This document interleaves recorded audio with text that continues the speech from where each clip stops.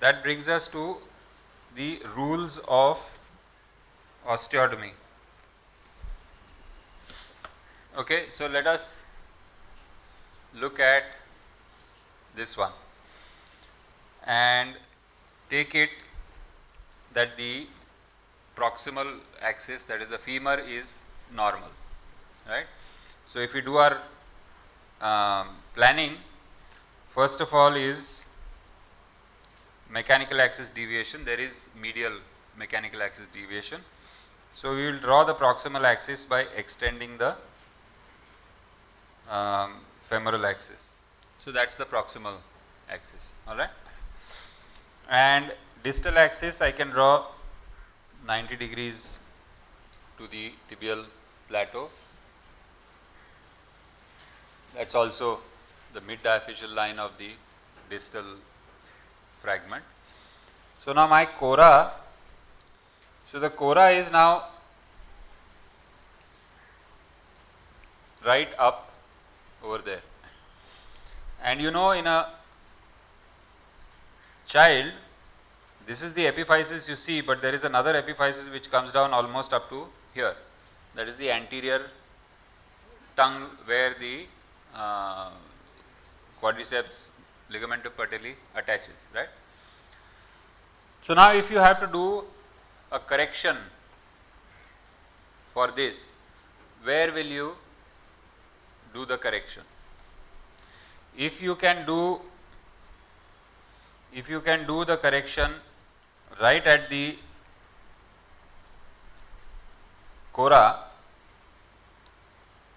what kind of correction would you like to do? Opening wedge or closing wedge as a child? Huh? Opening wedge, okay. So we keep the cora on the, the hinge on the lateral cortex, and we do a correction. So you've got a good correction, your axes are well aligned. What happens more often than not, especially, let us say now if your cora was here, then what would you do? And this happens frequently. All the HTOs and all, their cora is up there. So now what will you do? So then the usual thing is to do either an opening wedge or a closing wedge, but do it lower down. And you want to be safe, so you say I will be away from the physis because I don't want to injure. Plus you also want some place to fix it. You can't fix into the physis, so you want some space over there where you can fix your fixation. And then you decide to do a closing wedge, okay. Now if you do a closing wedge, which is the intact portion, this portion, alright. So you will do your correction and your bone looks well aligned, but what has happened to the axis? It is translated, right. I will extend this further so you can get the ankle actually onto that axis, and we are doing a closing wedge. So now my axis is parallel. You will say, what is the problem? Just do it a little more and your ankle will come on that axis, which is correct. But when you have significant deformities, what happens is, can you see what has happened to the proximal tibia? The angle between the proximal axis and that long one is now how much? 94. And that is normal or abnormal? Abnormal, right. So if it is corrected excessively, you will get a bone which looks straight, but you will have a problem with the joint orientation. You can't make it out now because I can't turn it, but just imagine if this bone is tilted to become straight, then the joint line will become oblique, right. So, what I showed you first is if you can do the osteotomy at the level of the cora. I am cutting it at the level of the cora and I am keeping the hinge over there. I get my axis well aligned. That was a closing wedge. I can also do an opening wedge. So, if the osteotomy is at the level of the cora and the hinge is also at the level of the cora, that is, everything gets corrected perfectly. That is osteotomy rule number 1, which applies 90% of the time. If you have a tibia which is like this, you draw your proximal axis, you draw your distal axis that obviously meets at the level of the obvious deformity. So, if you had a choice, most likely what you would do here is do a nailing. So, you are doing the osteotomy at the level of the cora, and let us say I want to do a opening wedge, which means the hinge will be at the lateral cortex and I open this. So, my deformity is corrected, I just put in a nail, matter is over, right. So, this is osteotomy rule number 1. Now, what if for this case itself, this skin is all very bad, the area of skin in this region where you would normally do the osteotomy is all bad, or it is sclerotic like Divya showed you in the earlier case, and therefore you say no, I can't do the osteotomy through this bad skin, this may have trouble. So, I will do the osteotomy a little lower down through skin which is normal. Okay. So, we then do the osteotomy over there. Now, what do you have? A sort of S-shaped deformity. There is no translation at the bone ends. The bone ends are not translated, but in reality there is translation because the axes are translated. Now, think back to a supracondylar osteotomy. All of you all have done supracondylar osteotomies for varus malunion of a supracondylar fracture. Where does that fracture occur? At what level? Supracondylar humerus? Just kind of at the olecranon fossa, right? That malunites in varus. And then you go and do a closing wedge osteotomy if you want to do the French osteotomy, slightly above. And what is that one line which is sort of written in all the descriptions? It should be as close to the lower end of the humerus as possible. What happens if you are not very close to the original fracture line? What are the common complications of a supracondylar fracture? What? Yeah, say it. Bump. Okay. What is a bump? A bump is exactly this. And nowadays the new descriptions of supracondylar osteotomies that have come in, what do they say? Along with the angulation, what do they talk about? They talk about translation also, right? to reduce that bump. So what is happening over there? If you think about it in deformity terms, the seat of the deformity or the origin of the deformity was at the level of the olecranon fossa. So the cora is at the olecranon fossa. You can't do an osteotomy over there. So you do your osteotomy slightly higher up. Now if you are within a certain range, it doesn't look too bad.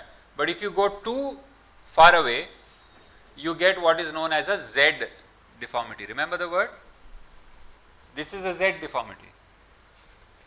In the tibia, in the tibia it is less evident. In the femur, though, you won't even make out. But in the upper limb, you can very clearly make out the Z deformity.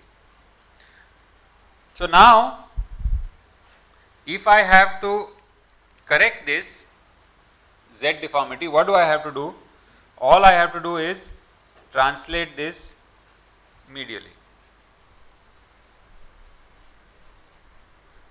Correct? So now what has happened?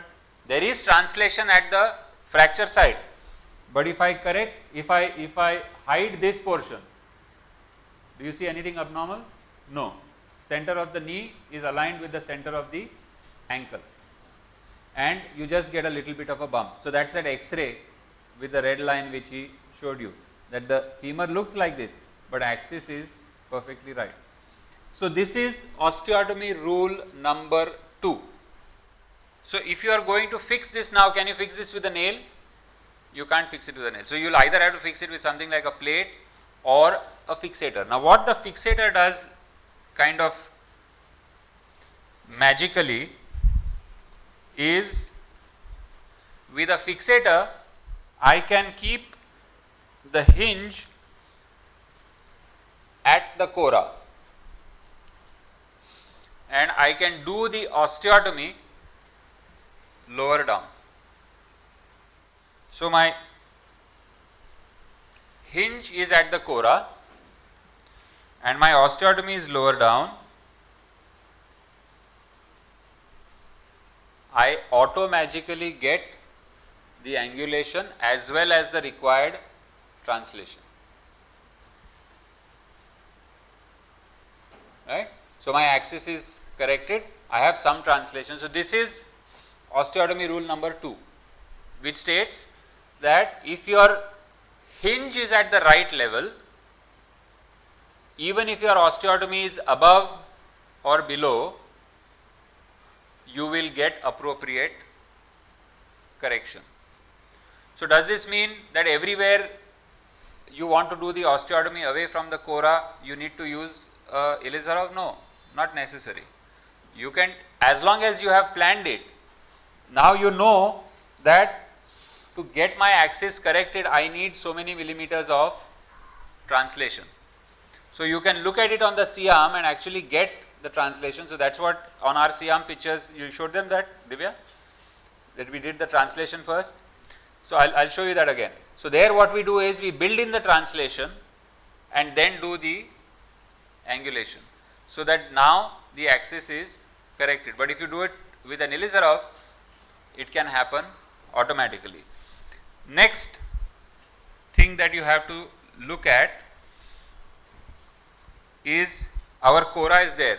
Now you say, oh okay, now osteotomy rule number 2 has been told, so we can do the osteotomy anywhere, and you say that that skin is so bad that I will do the osteotomy here.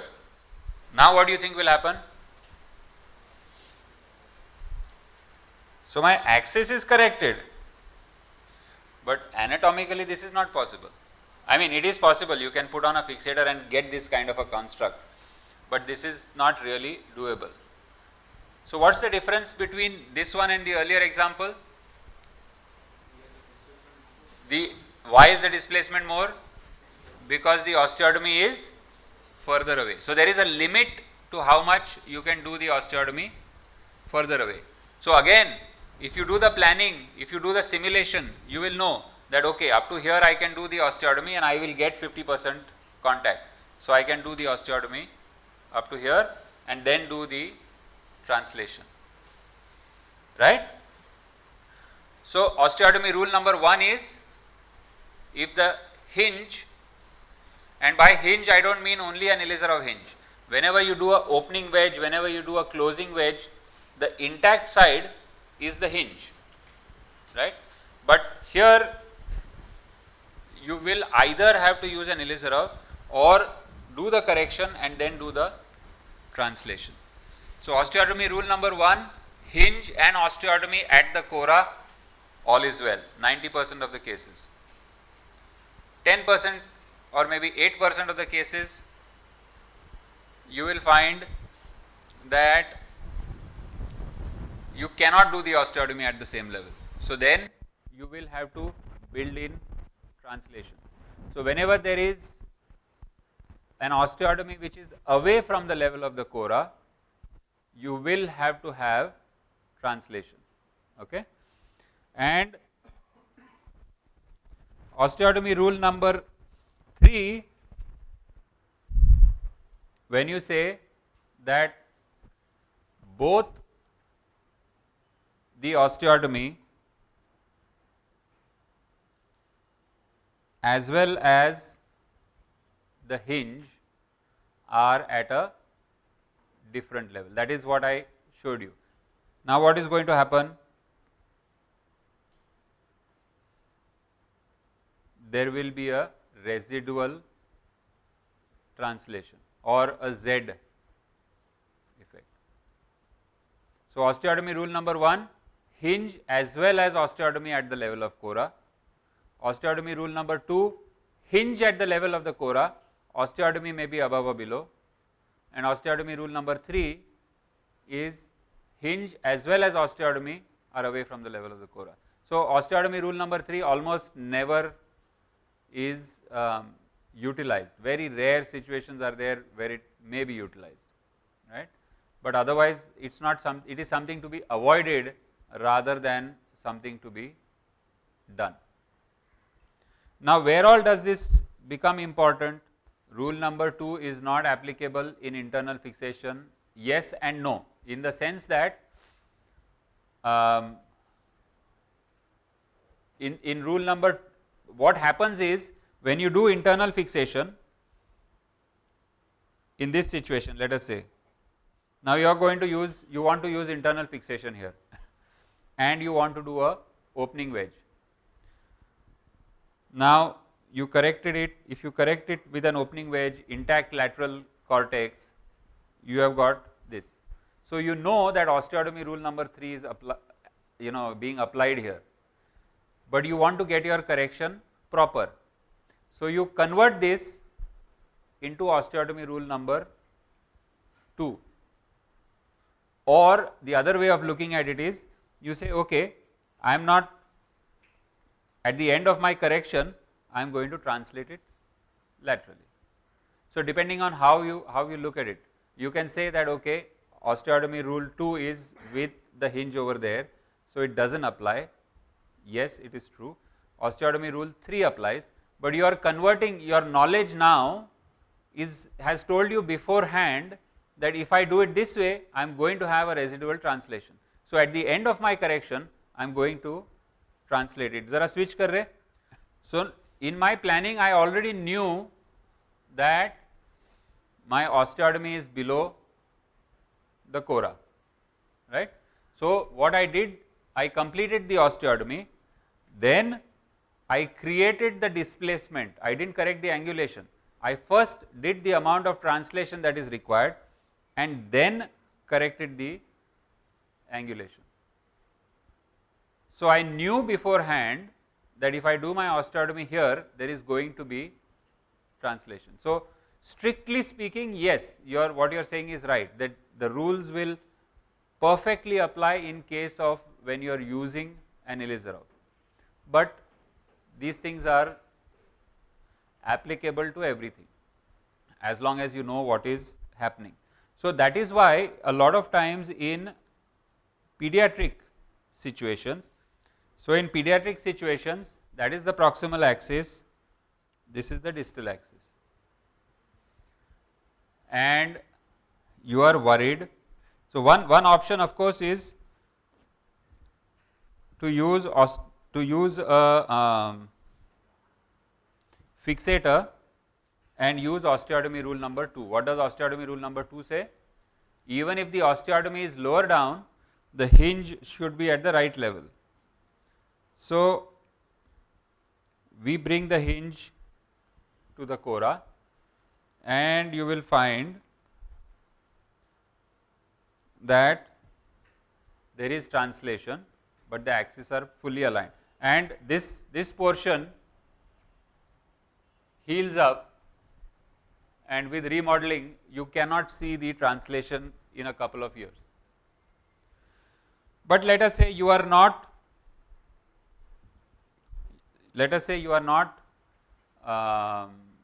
comfortable with the use of the Ilizarov, and you say, I am going to use internal fixation, but now I know that these osteotomy rules are there and my osteotomy should be at the level of the cora, but I do not want to take any chance with the epiphysis. So, you will do the planning, and with the planning you will plan for, let us say, a closing wedge with the hinge at the level of that pin over there. You will correct the deformity, and now you can actually measure the amount of translation that is there.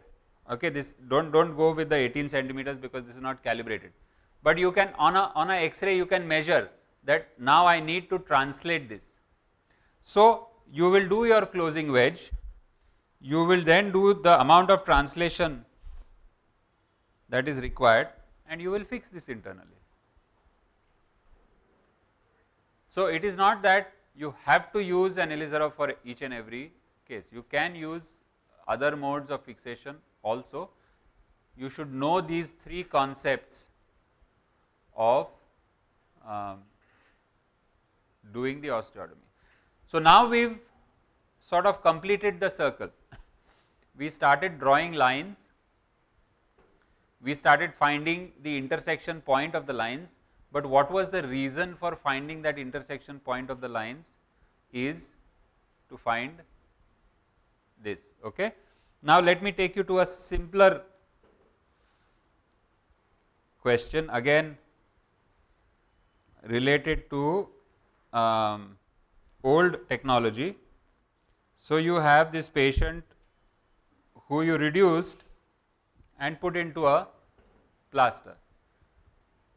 This thing looks reasonably okay. You have a plaster on this leg and you want to do a wedging. How will you do a wedging? No, you never, in wedging a plaster you always do an opening wedge. You cut the plaster half the circumference and open it up.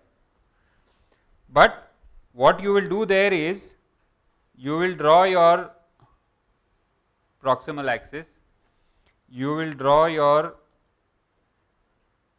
distal axis, and wherever the two axes meet,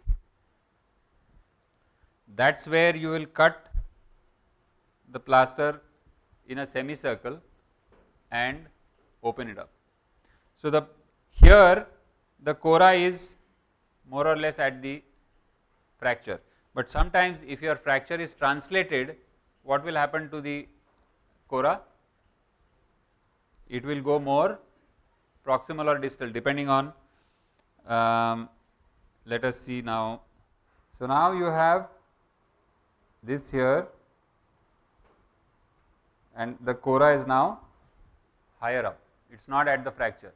So, when you do the wedging, you do not necessarily always do it at the fracture. You, in this case, I will cut it slightly higher. So, when I then move it, it will correct the angulation as well as the translation, right.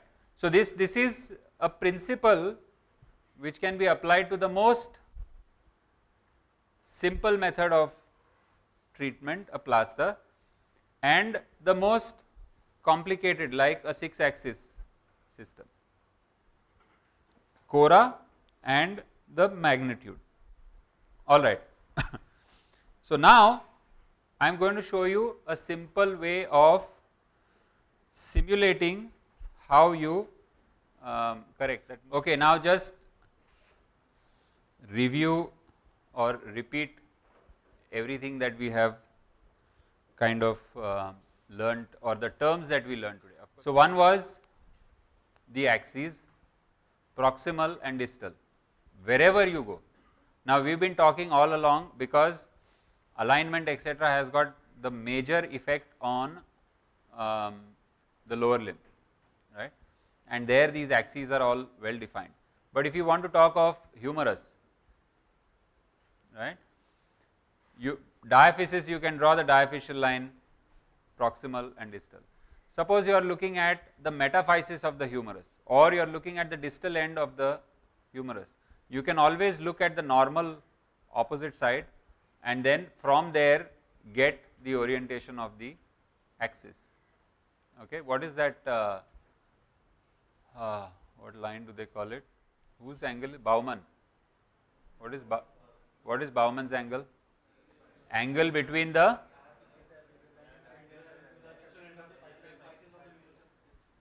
correct. So what is Bauman's angle? It is nothing but a joint orientation angle. You take an epiphysis, relative to the epiphysis, the joint is going to be kind of standard in a normal situation.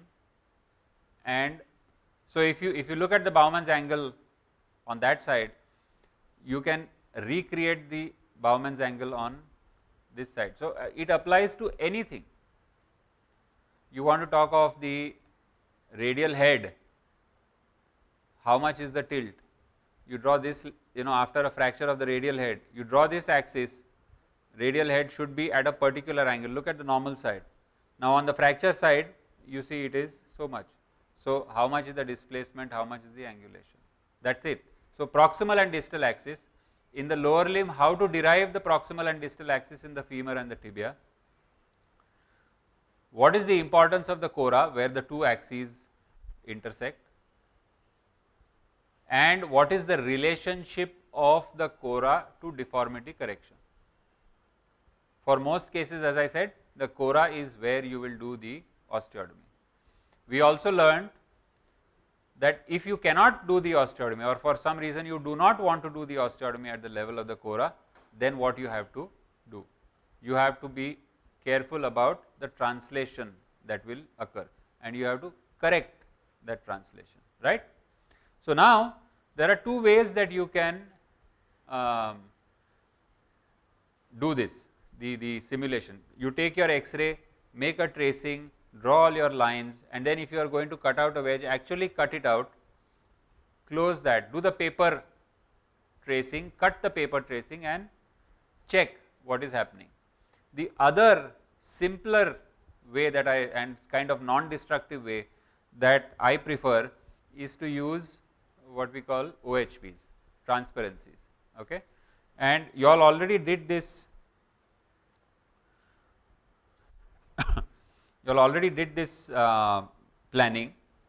So this is just like a revision. You draw your proximal axis, you draw your distal axis, and now you get the cora, right. And what is the bisector line? It is the bisector of the obtuse angle, right. So we draw the bisector line.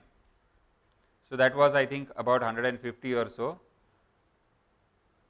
So we are bisecting that.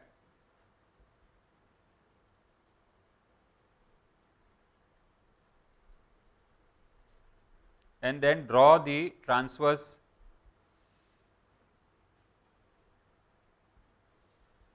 from the convex to the concave side.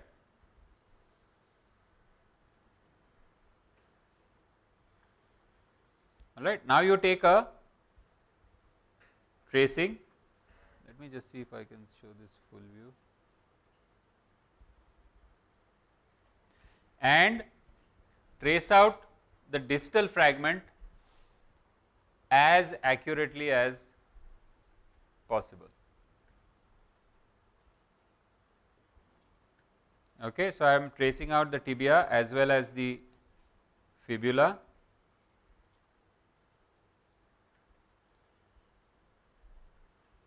And I am also putting in the axis. So now on the OHP I have only drawn the distal fragment. Okay. I like to use different colors so that things are clear. Now where should my hinge be? On the bisector line. Okay. So I put a pin there and I am correcting it and checking. So I have now an opening wedge. So even if you don't have any excuse कि sir आपके पास तो computer है, software है, मेरे पास क्या है, मेरे पास माँ है ना, तुम्हारे पास OHP भी है. So the same thing if you do with a closing wedge, or if you go further away, you can look at all the scenarios. Now you see I am far away, so the amount of opening that is happening is much more over there. So I am getting a opening wedge as well as lengthening. The further away I take it, the more lengthening I get, but each time my axis is perfectly aligned because my hinge is on the transverse bisector line. Okay. So in a now suppose we do the osteotomy higher up. This is how you can simulate. You want to do the skin is not good over there, you want to do the osteotomy higher up, but if I do it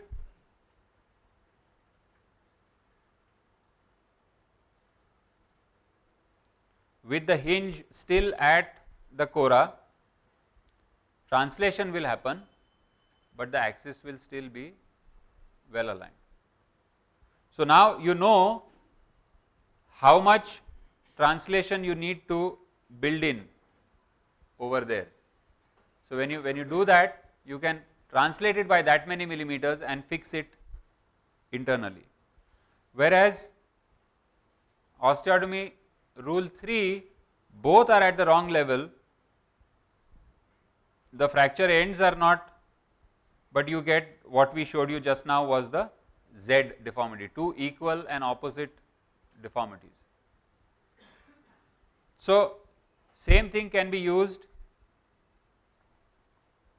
for the I think, do we have that distal femur also after this?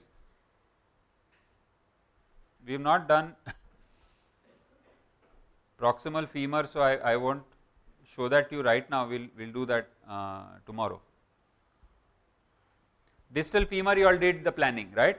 So this is just another, this is 521A. So we draw the proximal axis, we draw the distal axis, this is 90 degrees I know. So my cora is at this level, but I cannot do the cora in the femur even if there is no epiphysis. If it is an adult, you can't do the osteotomy below that level because then you will be intra-articular, right. So if you want to keep, if you want to minimize the chance of stiffness etc., your osteotomy will be at that level. So if you do, so same thing, what we are doing now is drawing the distal fragment,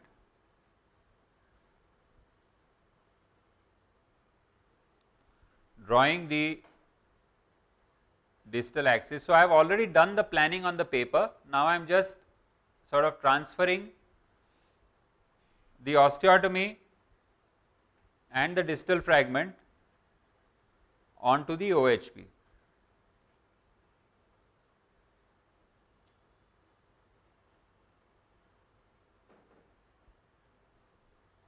All right.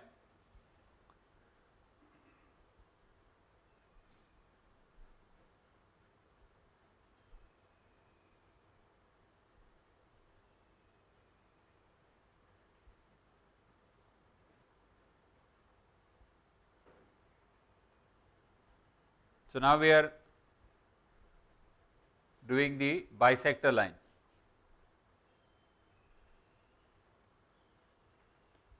Which bisects the obtuse angle. That is what is where I can put my hinges.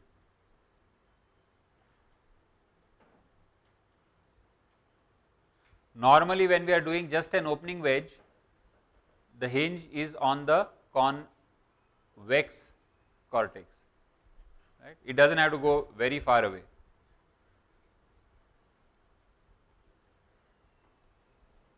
So, now my osteotomy is above, but my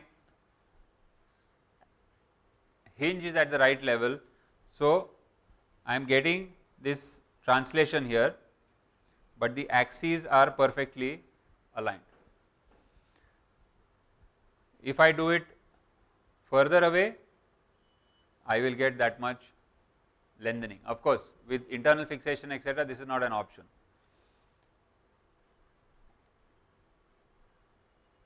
If you do it at the, if you just do an opening wedge, osteotomy and hinge at the wrong level, you get a translation of the axis. So, now if you want to correct this, I already showed you that the further away the osteotomy is from the cora, the more is the displacement. So, now if the osteotomy with the osteotomy higher up, there is a significant amount of displacement. So, generally we try to keep the osteotomy as close to the cora as possible.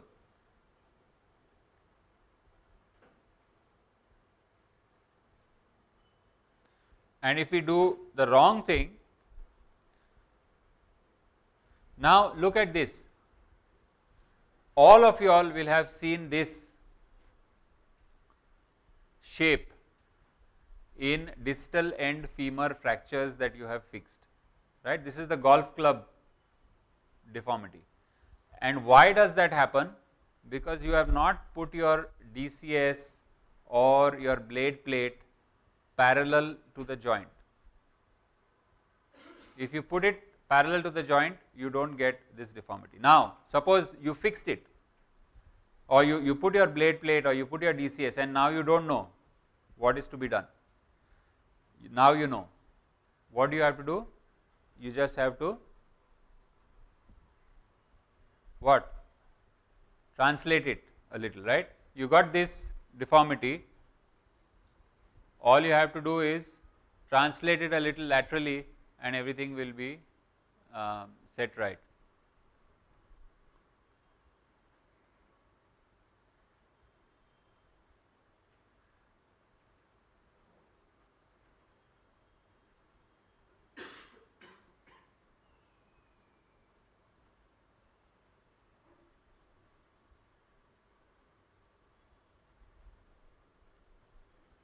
So, this is the reason why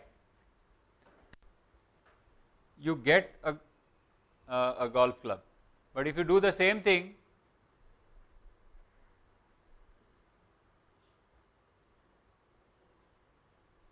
with the cora at the right level, you have a little bit of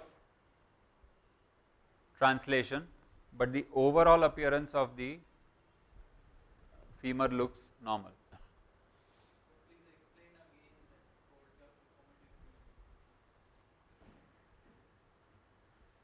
When you do a DCS, what do? You are supposed to put your device parallel to the joint, because the device is made in such a way that it should be parallel to the joint. Okay.